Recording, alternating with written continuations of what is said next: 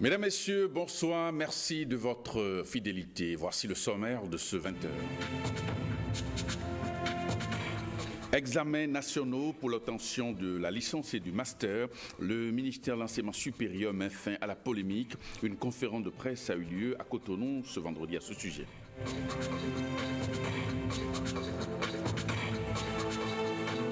Bénin-Gambie, c'est ce dimanche. Comment les écureuils abordent-ils cette rencontre comptant pour la Coupe d'Afrique des Nations Cameroun 2019? Le ministre des Sports est allé s'enquérir de leur préparation.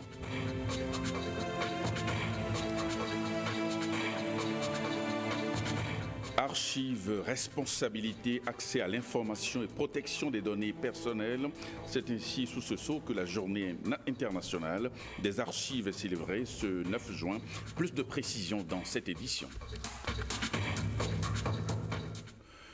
Merci et bienvenue à ce 20h. Le ministère de l'Enseignement supérieur de la Recherche scientifique veut en finir avec la polémique qui enfle autour de l'organisation des examens nationaux pour l'obtention des diplômes de licence et de master. Le directeur de cabinet du ministre chargé de l'Enseignement supérieur a donné une conférence de presse ce vendredi. Il était entouré des recteurs des universités nationales. Ghislain Poquet pour le reportage. Les examens nationaux pour l'obtention des diplômes de licence et de master continuent de susciter des polémiques et des interprétations. Le ministère de l'Enseignement supérieur et de la Recherche scientifique veut mettre fin à cette situation. C'est le but de cette sortie médiatique du directeur de cabinet de la ministre en charge de l'enseignement supérieur.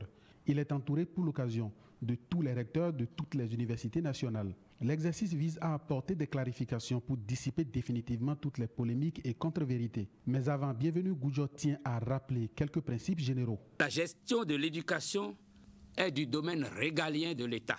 Les examens nationaux sont une décision souveraine de l'État qui s'impose à tout le monde, surtout au secteur privé. Pour le directeur de cabinet, l'organisation des 10 examens n'est en contradiction ni avec la vision, ni avec les principes du CAMES. Le CAMES n'est pas une camisole de force qui entrave la liberté des systèmes éducatifs nationaux. Les examens auront donc bien lieu et les promoteurs d'établissements privés d'enseignement supérieur seront associés. Nous avons déjà 3164 inscrits. Ceux qui veulent s'inscrire et qui ne le peuvent pas parce que leur établissement ne les présente pas, le ministère permettra à ceux qui veulent le faire de façon indépendante de le faire. Cette sortie fait suite à une volonté exprimée du ministère de l'Enseignement supérieur de tenir un débat contradictoire et public avec le promoteur d'établissements privés d'enseignement supérieur défavorable à l'organisation des 10 examens. Le ministère de l'Enseignement supérieur et de la Recherche scientifique à ce jour n'a encore pour ce débat aucun contradicteur en face. Les écureuils affrontent dans 48 heures la Gambie dans le cadre des préparatifs, j'allais dire des éliminatoires de la CAN Cameroun 2019. Alors le ministre des Sports est allé aujourd'hui prendre un peu le pouls de la préparation des écureuils, le 11 national. C'est Blaise Adampo qui l'a suivi et voici son reportage. Des poignées de main, des accolades et les regards sereins. C'est la bonne humeur au sein des écureuils à la veille de cette rencontre du Bénin face à la Gambie. Le 11 national veut démarrer la campagne des éliminatoires de la CAN Cameroun 2019 avec une victoire. La mission, c'est de gagner. C'est de gagner parce qu'on a la chance de commencer cette campagne déjà à domicile. Donc c'est déjà un bonus. Après avoir joué contre une équipe qui a envie. Et nous, on a tout mis de notre côté pour que cette campagne puisse démarrer de la meilleure des façons. C'est-à-dire commencer par une victoire. Et je pense que on a bien bossé cette semaine. Tous les détails sont réglés. Je pense que les joueurs sont prêts, tout est réglé et dimanche, on sera ensemble. Une victoire qui passe par le brassage entre joueurs locaux et internationaux. Un brassage réussi au dit du capitaine et du coach. Le coach a eu la chance de pouvoir faire appel à des jeunes joueurs qui ont fait 3 matchs, je crois, sur ces derniers mois, qui ont fait des belles prestations. Donc, il méritait aussi d'être là. Une fois encore, le bilan est positif. On a commencé une bonne semaine, ça se passe bien. J'avais eu pas mal de blessés, mais j'ai pu compléter avec un groupe des locaux avec qui je travaille depuis un moment. Les écureuils doivent donc être soutenus par le public et l'entrée au stade est libre et gratuite. Comme à l'habitude, vous savez que sans le 12e homme, c'est compliqué. On a la chance de jouer chez nous. Je demande au public de venir massivement nous supporter. On a besoin de tout le monde. Je pense que c'est une nouvelle campagne qui commence. On a besoin du soutien du public. J'espère qu'ils ne seront pas déçus. La visite du ministre des Sports est celle de la solidarité du peuple béninois. Je suis venu leur dire à quel point nous espérons que cette nouvelle campagne va être fructueuse pour nous au bout. On a beaucoup de chance de commencer à domicile contre la Gambie.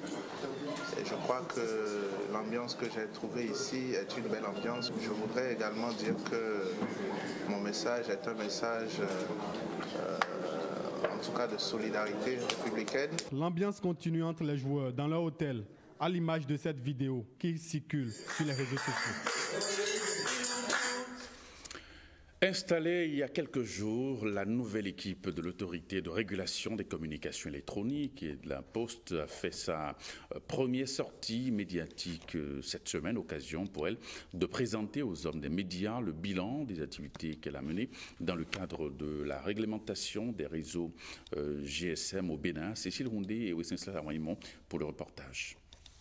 Les opérateurs des réseaux GSM ne sont pas en règle avec les tests de l'autorité de régulation des communications électroniques et de la Poste du Bénin. Révélation du dernier contrôle effectué entre le 2 mars et le 18 avril dernier. Nous avons lancé encore le contrôle de qualité de ces opérateurs en prenant soin parmi les sites que nous avons sélectionnés, de sélectionner même des sites où ils étaient défaillants, seulement pour voir si, au moins sur ces sites-là, ils se seraient améliorés. À l'examen des résultats obtenus, je peux dire que c'était plus que décevant.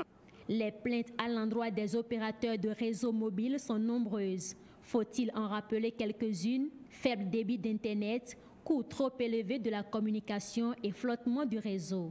Situation face à laquelle l'autorité de régulation des communications entend apporter un début de solution. Nous sommes obligés aujourd'hui d'aller dans le sens du devoir de faire décider le consommateur. Faire décider le consommateur, ce n'est pas faire une publicité pour un opérateur au profit d'un autre, mais c'est d'avoir le partenariat avec les associations de consommateurs pour permettre de dire à un consommateur le produit de A est plus apprécié que le produit de B, que le produit de C.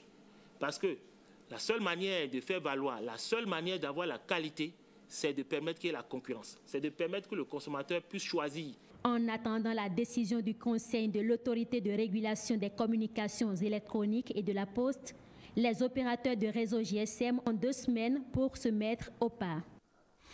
Le 9 juin de chaque année est dédié à la Journée internationale des archives dans le monde entier.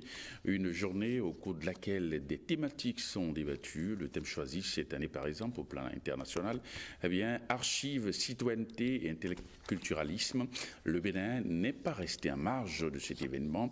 Il a organisé 3 jours de communication, débat et information sur le thème archives, responsabilité, accès à l'information et protection des données personnelles.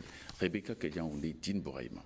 Communication, débat et échange à bâton rompu, le menu de cette 10e édition de la Journée internationale des archives est bien achalandé. Archives, responsabilité, accès à l'information et protection des archives des données personnelles. Cette thématique retenue au Bénin est assez évocatrice des enjeux des archives au Bénin. Pour définir et mieux travailler sur le thème, nous avons pensé qu'il faut orienter un peu la réflexion vers l'accès des archives qui constituent quand même une préoccupation au plan national. Une journée internationale des archives, l'occasion est toute trouvée pour sensibiliser sur l'importance des archives. Les décideurs ont une part de responsabilité dans l'archivage des documents. Nous avons pensé donc qu'il faut sensibiliser les populations, qu'il faut sensibiliser tous les producteurs, les acteurs, qu'il faut leur apporter l'information par rapport à la législation, à la réglementation sur les archives à caractère personnel. La célébration de cette journée internationale des archives au Bénin est mise en lien avec l'informatique et l'Internet.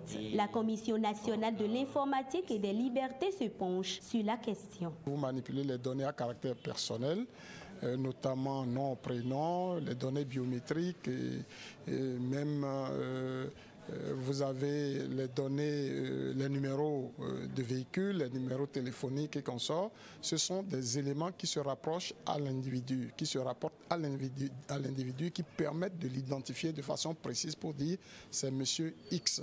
Par conséquent, lorsque ces données sont mal utilisées, la loi autorise de saisir directement la CNIL. Dans une société d'information dans laquelle nous vivons, les archives constituent la mémoire des nations et des sociétés. Elles fondent leur identité et méritent attention.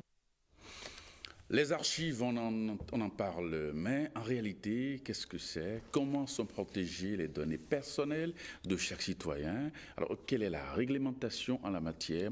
Le directeur des archives nationales donne ici quelques précisions. Il est au micro de Rebecca Kendiaoundé et de Dean Bouraïman. Les archives, c'est l'ensemble des documents, y compris les données, quelle que soit leur forme, leur date, leur support, conçu ou reçu par une personne physique ou morale, par un organisme public ou privé, documents conservés à des fins administratives, culturelles ou scientifiques. Et les données à caractère personnel, ce sont des informations individuelles qui permettent d'identifier des gens. Ce sont des informations, par exemple, c'est les noms, prénoms, c'est un numéro de sécurité sociale, c'est le numéro matricule. Ce sont des informations contenues, par exemple, dans les dossiers médicaux. Ce sont des informations données dans les confessions religieuses.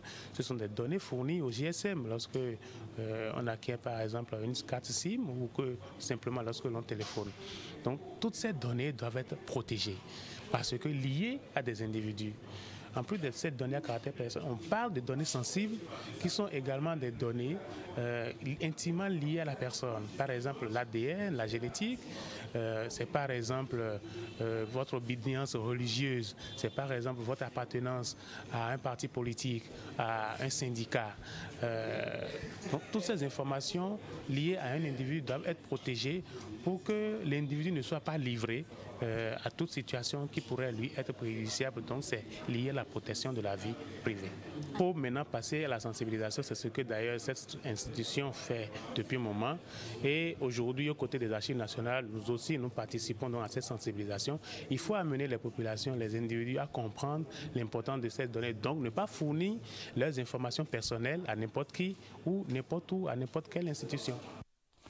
On change de sujet dans cette édition. 2 protocoles d'accord signés ce vendredi entre la mairie, la commune de Parakou et l'agence de promotion des investissements et des exportations à pièces. C'est un protocole d'accord de partenariat toujours avec la même structure. C'est dans le cadre de l'organisation de la foire de l'indépendance du Bénin, édition 2017 à Cotonou.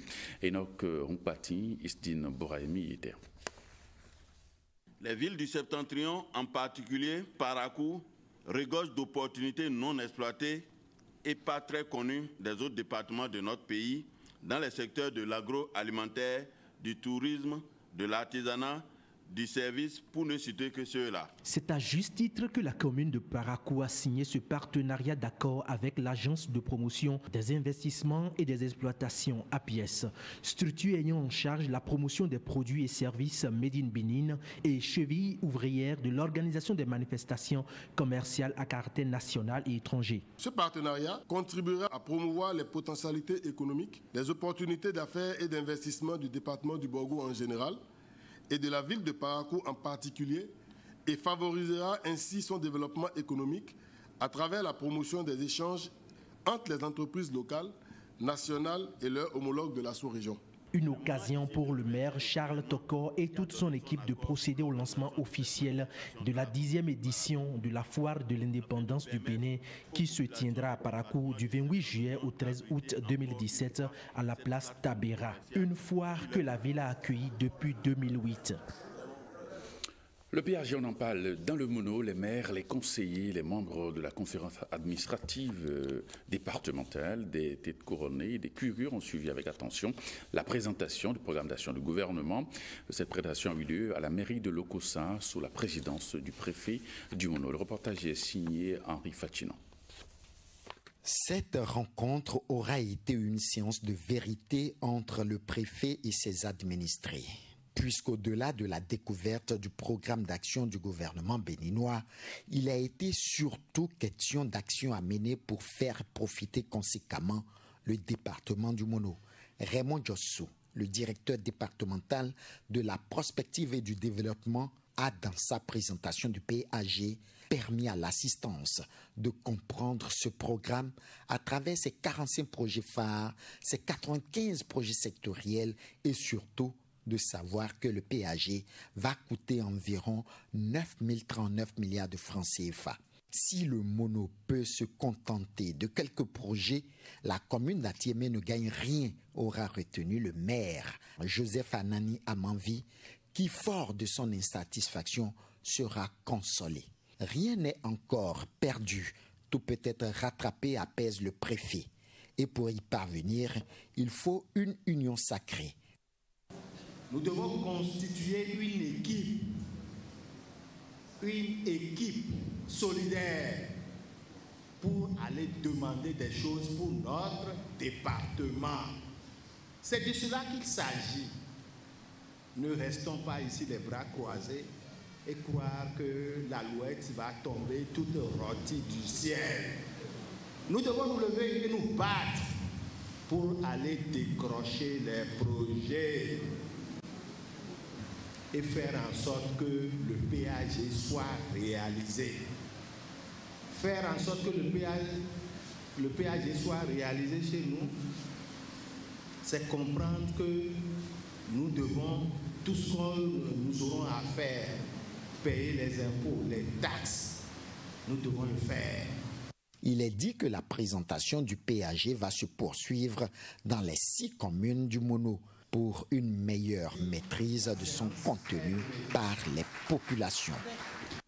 L'association des caisses de financement à la base a tenu son assemblée générale nationale ce jour à Cotonou. Au-delà d'une obligation statutaire, cette assemblée vise à adopter de nouvelles résolutions en vue d'améliorer les performances de la CBF.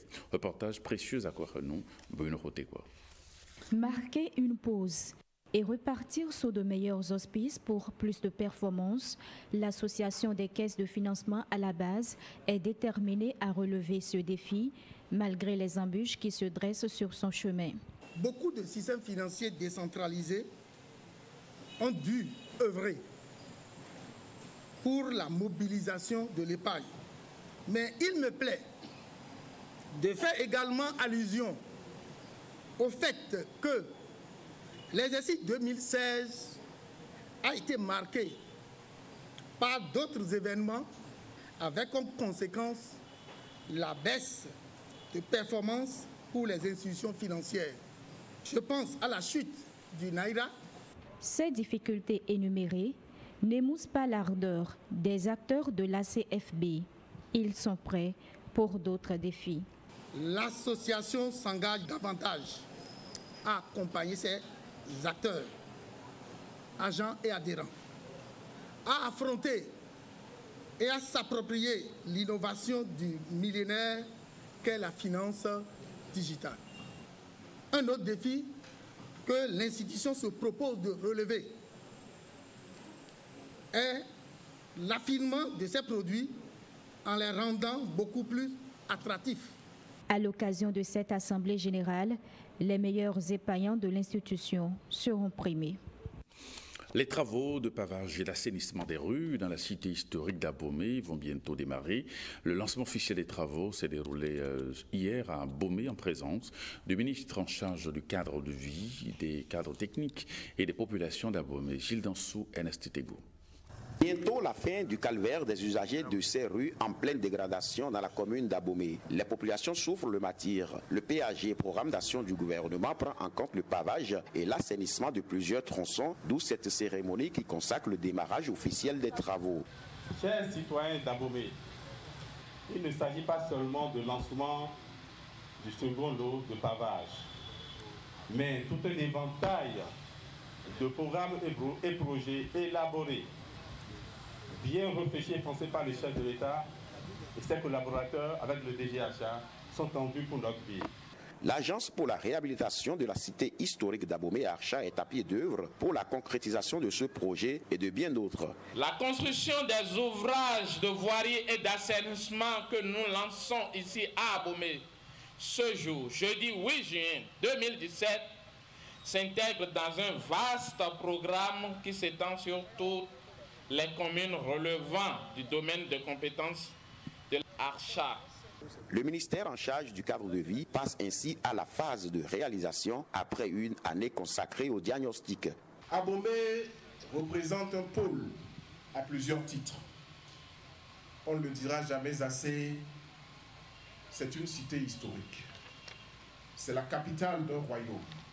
À ce titre, Abomey a une certaine importance dans l'armature des villes du Bénin, dans ce que nous avons appelé les pôles de développement qui structurent le territoire national. Aujourd'hui, il faut que, administrativement et politiquement, Abomey soit recentré dans ses fonctions administratives. Plusieurs milliards de francs CFA pour le bonheur des populations d'Abomey.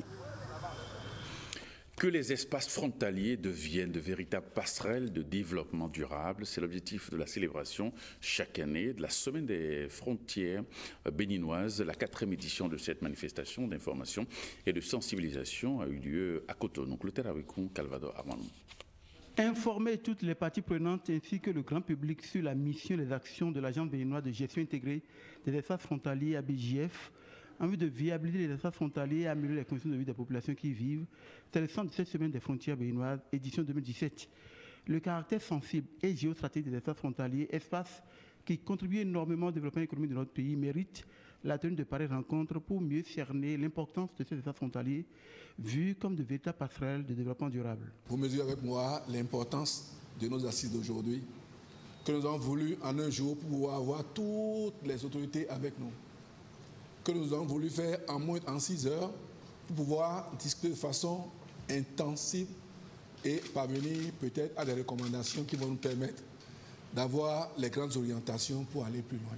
Vos travaux permettront, avec l'appui des partenaires ici présents, d'analyser la situation sécuritaire du Bénin et de mettre en relief le rôle que doit jouer la sécurisation des espaces frontaliers dans la politique nationale de sécurité intérieure et dans les stratégies de prévention et de lutte contre ce mal absolu. C'est en 2014 que s'est tenue la première édition de cette Semaine des frontières béninoises. Les 2 éditions qui ont suivi, celle de 2015 et 2016, ont témoigné de l'utilité de cette manifestation et de la nette avancée constatée dans la gestion de ces espaces frontaliers, élevés depuis lors au rang de priorité. Et puis un véhicule a pris feu en pleine circulation à Cadéon dans la matinée de ce vendredi. Pas de perte en vie humaine, mais le véhicule est hors d'usage. Ghislain Poguet, c'est cela, ça Véhicule en feu. Des passants venus au secours du conducteur qui perd toute réactivité face à la situation. Un témoin raconte. Quand on a entendu beau et puis nous tous, on s'est vu. Finalement, le véhicule a commencé par sortir des fumées. Et puis on ne sait pas ce qui se passe. Le propriétaire nous disait que lui aussi, il ne sait pas ce qui se passe. Donc c'est comme ça que le véhicule a pris le feu et on a commencé par appeler les sapeurs-pompiers. Les hommes du groupement national des sapeurs-pompiers arrivent. Le feu est maîtrisé avec l'aide des témoins. Pour ce mécanicien, l'incendie est d'origine électrique. Vraiment, ce que j'ai vu, c'était coup-sur-coup. Ça a pris coup-sur-coup, ça cause ça, la voiture a pris feu. Le conducteur, après avoir repris ses esprits, donne son explication des faits. Une explication teintée de métaphysique et de surnaturel. Ce qui s'est passé, moi je ne peux pas dire, je ne peux pas parler. Parce que c'est en allant, j'ai entendu beau. Mais quand j'ai entendu beau, c'est quelqu'un qui est devant qui dit mais regarde, je ne reconnais même pas la personne qui a dit ça. Et le feu, il y a des choses qui retardent le feu, alors que le véhicule est plein d'essence. Le véhicule est plein d'essence. Mais quand je vais ouvrir, il y a un grand monde derrière, un grand monde encore devant, je ne peux plus avancer. Et sincèrement, c'est Dieu qui m'a sauvé. C'est que Dieu existe. Dieu existe, le mal et les incendies aussi. Preuve palpable, un véhicule calciné, hors d'usage. Le pied est une partie très importante du corps. Un problème à ce niveau peut entraîner des conséquences sur l'équilibre et toute la statistique d'aujourd'hui, 9 juin, journée mondiale de la santé du pied. Le médecin Christelle Roumbet nous parle de l'importance que revêt cette partie du corps. Elle est au micro de Mylène Fanon et de Monique Thoron. Nos pieds, ils nous servent à marcher. Donc forcément, c'est eux qui supportent tout le poids de l'organisme. Le poids de l'organisme est réparti en quelque sorte au niveau des pieds et c'est eux qui nous permettent de faire tous les mouvements que nous faisons. C'est eux qui nous permettent de marcher, de courir. Donc l'instabilité ou une atteinte, une maladie du pied, forcément va entraîner une instabilité de tout le corps. Vous verrez qu'un patient qui a un problème au pied, ne serait-ce qu'une petite douleur, se met tout le temps à boiter quand il marche. Il piétine, on dit parfois. Donc, il boite ou il a du mal à faire des pas bien coordonnés. Donc, le pied, il est très important. Il supporte le poids du corps et il nous aide aussi à nous déplacer. Donc, c'est quand même important de lui consacrer sa journée parce qu'il y a des patients qui ne sont pas au courant des pathologies, qui ne savent même pas que c'est peut-être une affection du pied qu'ils ont et lorsqu'on en parle, on les informe, ils peuvent s'en rendre compte et venir consulter le spécialiste. Les pathologies qu'on peut retrouver au niveau du pied, elles sont nombreuses et plusieurs spécialistes interviennent. Déjà, il y a les pathologies de la peau même, donc il faudra voir les dermatologues. C'est surtout les infections de la peau dues aux champignons, communément appelées les pieds d'athlète. En dehors de ça, nous avons aussi le diabétologue qui intervient aussi au niveau du pied parce que la maladie diabétique est une affection générale donc qui retentit sur toutes les parties du corps. Donc le pied aussi est concerné. On parle souvent de pieds diabétiques chez eux. En dehors de tout ça, le rhumatologue intervient aussi au niveau du pied parce qu'il y a pas mal de pathologies qui peuvent entraîner des déformations au niveau du pied, notamment la polyarthrite rhumatoïde qui est une affection qui est pourvoyeuse de déformations au niveau du pied. Pour éviter tout ça, il faudrait avoir une bonne hygiène, une hygiène corporelle. Donc hygiène corporelle inclut forcément les pieds, mais les pieds méritent une attention particulière, d'autant plus qu'ils sont souvent mis dans des chaussures et tout. Donc dès que vous rentrez chez vous, cherchez à aérer déjà, ça évite ce qu'on appelle la macération et qui pourrait être à l'origine ensuite des pieds d'athlète. Eh bien, ce journal se refait. Merci pour votre fidélité. À 23h, Jérôme Mouba sera dans ce studio pour le JT Soir. Cette édition, vous pouvez la retrouver sur notre plateforme www.ortb.bj. Merci et bonne soirée chez vous.